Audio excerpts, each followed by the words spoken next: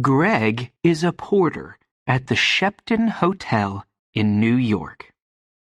After work, he always goes for a coffee across the street. A girl is sitting in the coffee shop near the window. "It's her again," thinks Greg. "She's here every afternoon. I'm going to say hello." Greg goes into the coffee shop and gets a coffee. Then he goes across to the girl's table. "Hi," he says. "I'm Greg. Can I sit with you?" "Okay," she says. "I'm Cassie." "I come here for a coffee every day after work," says Greg.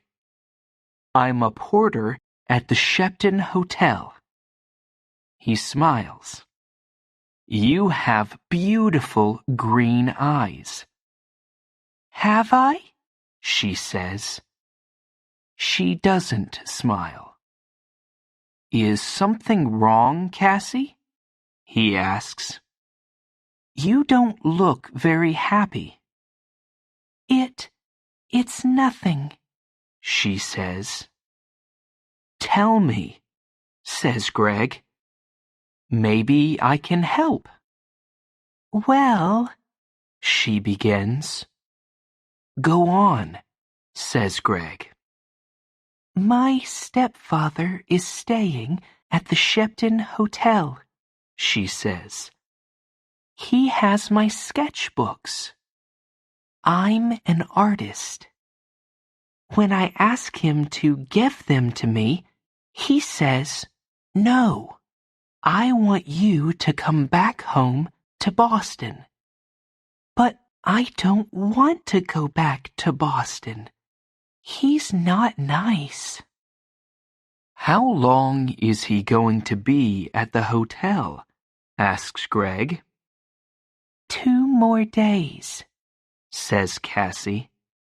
"He's in room 724. "Maybe I can get the sketchbooks for you," says Greg. "Maybe I can get into his room." "Can you?" she says. "Meet me here tomorrow afternoon at 4:30, says Greg.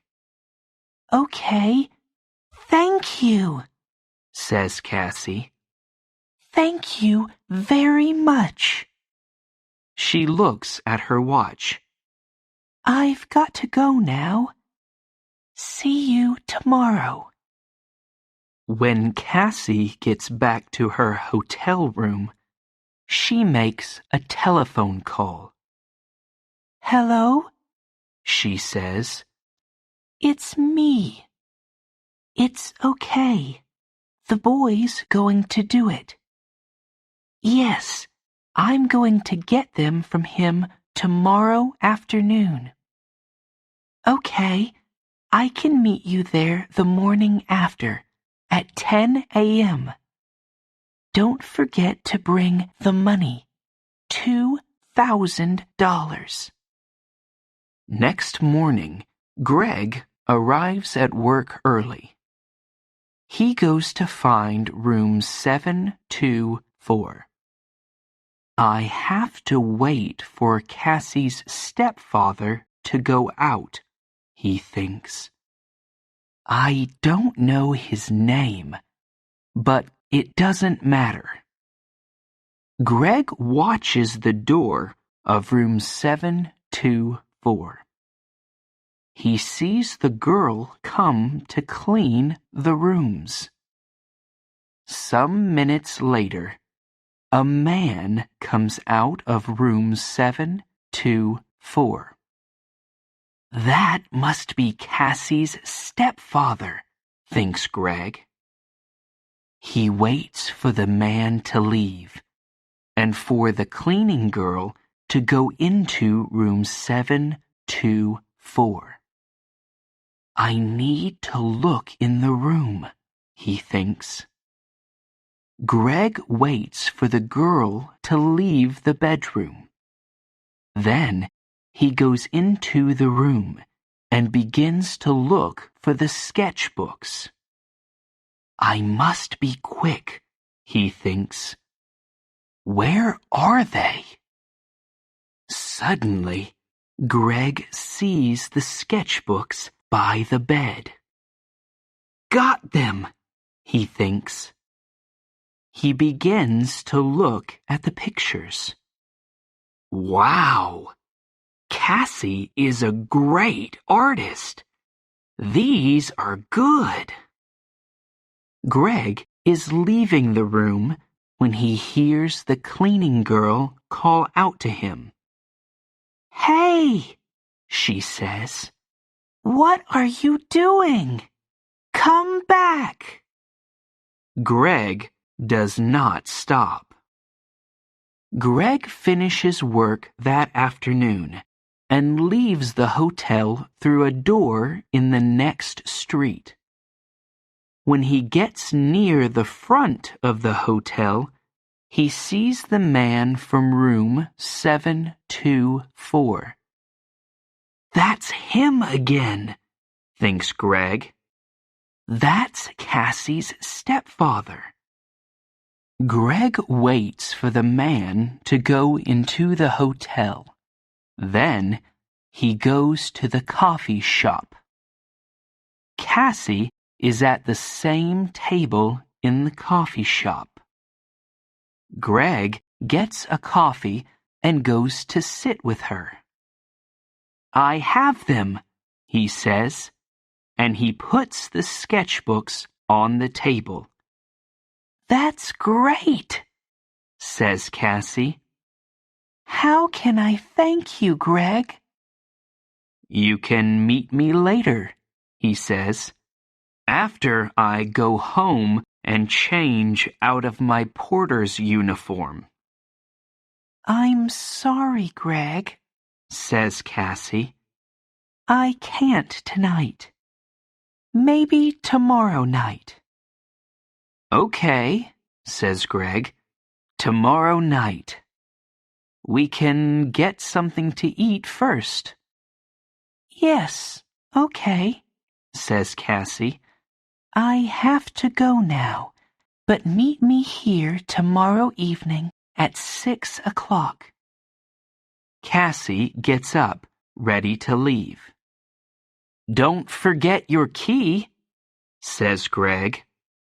Oh, thanks, says Cassie.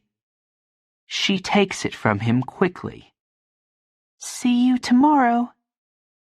Greg is finishing his coffee when he sees his friend, Mike. You're in trouble, Greg, says Mike. Jake Russo's sketchbooks are not in his room.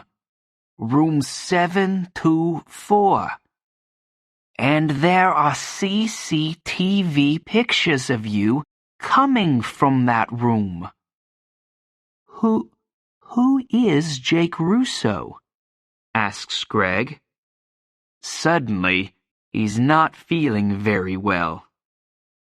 An artist, says Mike. His pictures sell for thousands of dollars, and his sketchbooks sell for thousands too. Do you have them? Asks Mike. No, a girl has them, says Greg. What girl? Asks Mike. A girl with green eyes, says Greg. And he tells Mike about Cassie and her stepfather. But it's not true, says Mike when Greg finishes speaking.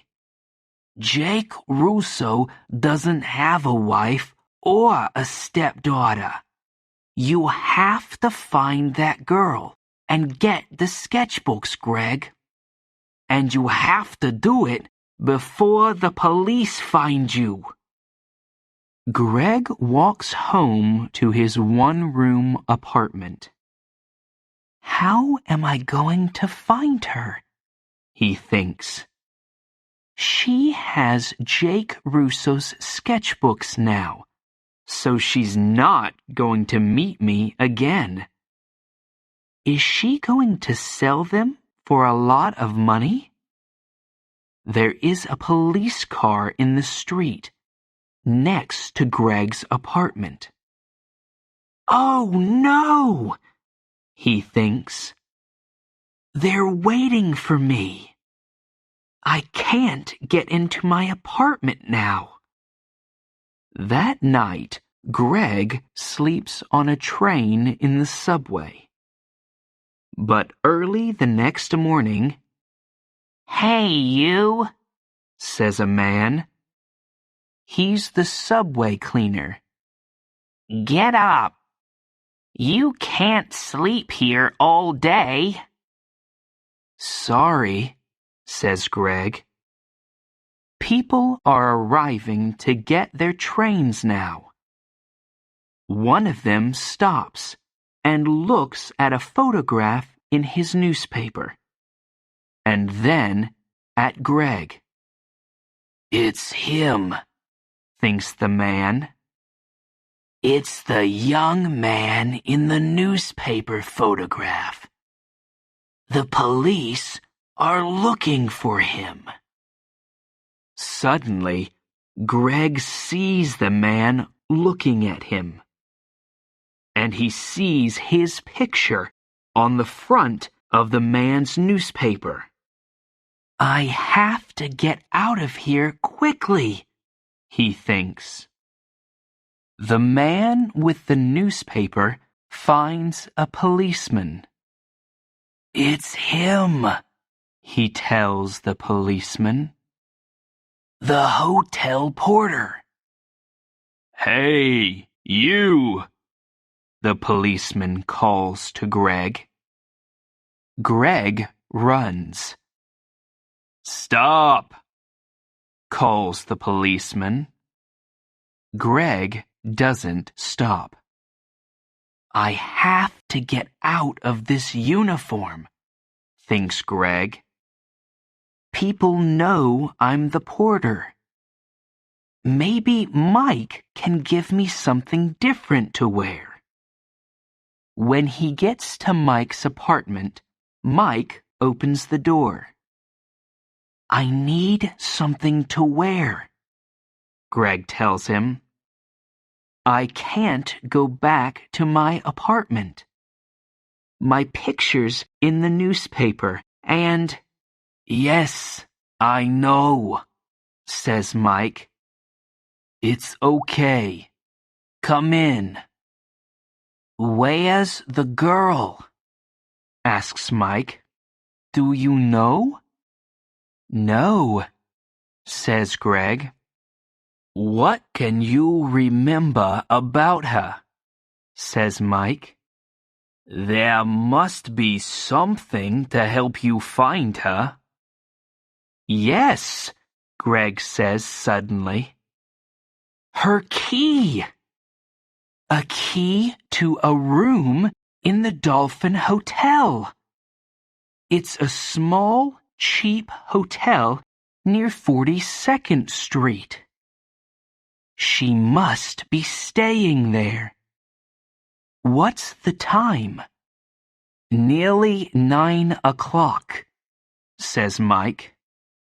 "Maybe she's there now," says Greg. "I have to go." "Thanks, Mike." 20 minutes later, Greg is near the Dolphin Hotel. Am I too late? He thinks. Suddenly, Greg sees Cassie come out of the hotel. "Cassie!" he calls. "Wait! I have to talk to you." Cassie sees him, but she doesn't stop. There is a car waiting for her.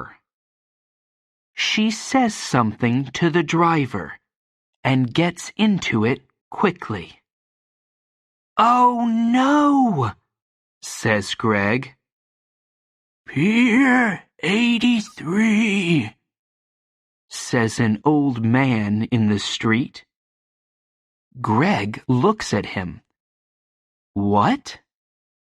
The girl is going to Pier 83, West 42nd Street, for the Circle Line boat, says the old man. Greg smiles. Thanks, he says. And he begins to run. Greg runs all the way to Pier 83. People are getting on to the boat, and he gets a ticket. On the boat, Greg looks for Cassie. But a woman with a newspaper is looking at him. It's the young man in the picture, she tells the man with her. Call the police, Eddie. The man gets his phone and calls the police. Some time later, Greg sees Cassie. She is talking to a man. But Greg does not see two policemen get on the boat. They quickly find Greg. Where are Jake Russo's sketchbooks? The first policeman asks him. I don't have them, says Greg. You don't want me. You want her. She has the sketchbooks. Hey, look. He's right, says the second policeman. The two policemen move quickly to Cassie and the man. I don't understand, says Cassie. How? The two of you are coming with us, says one of the policemen. You're in trouble. Later, Greg and a policeman take the sketchbooks back to the hotel. Jake Russo is very happy to see them again. I'm sorry, Mr. Russo, says Greg, and tells him everything. It's okay, says the artist, smiling. But stay away from girls with beautiful green eyes.